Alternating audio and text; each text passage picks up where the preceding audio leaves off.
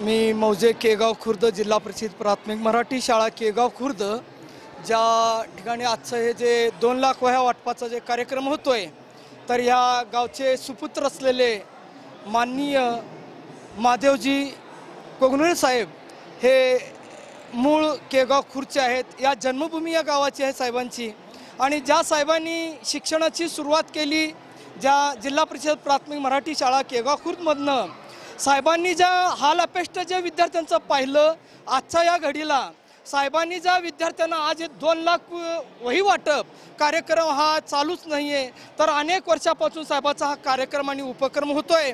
आणि साहेबांना हेही माहीत आहे ज्या ग्रामीण भागातल्या आणि एक खेड्या गावातले जे काय पालक असतात त्यांची अशी ऐपत नसते किंवा त्या मुलांना पाठ्यपुस्तक घेऊन द्यावं किंवा त्यांना शिक्षणाची पुढं वाटचाल करावी। यासाठी म्हणून साहेबांनी सर्व ग्रामीण भागातल्या किंवा शेतकरी लोकांचं हे ओळखून साहेबांनी या विद्यार्थ्यांना काय केलं किंवा प्रत्येकानं वह्या आणि शिक्षणाच्या पासून वंचित राहू नये म्हणून साहेबांनी सगळ्यांना वह्या आणि ज्यांना जे काही शैक्षणिक साहित्य लागतंय, मी तरी असं म्हणतोय साहेबांना मी प्रत्यक्ष पाहिलंय। साहेबांनी ज्या ठिकाणी एखाद्या खेड्यागावामध्ये एखाद्या शेतकऱ्याची दुर्घटना झाली किंवा एखादा जळीत हंगाम झाला, एखादं घर उद्ध्वस्त झालं, तर त्यांचे घरं देखील साहेबांनी येऊन प्रत्यक्ष त्या ठिकाणी दाराला भेट देऊन साहेबांनी त्यांचा उपयोगी वस्तू देऊन त्या ठिकाणी उभं केलेले आहेत।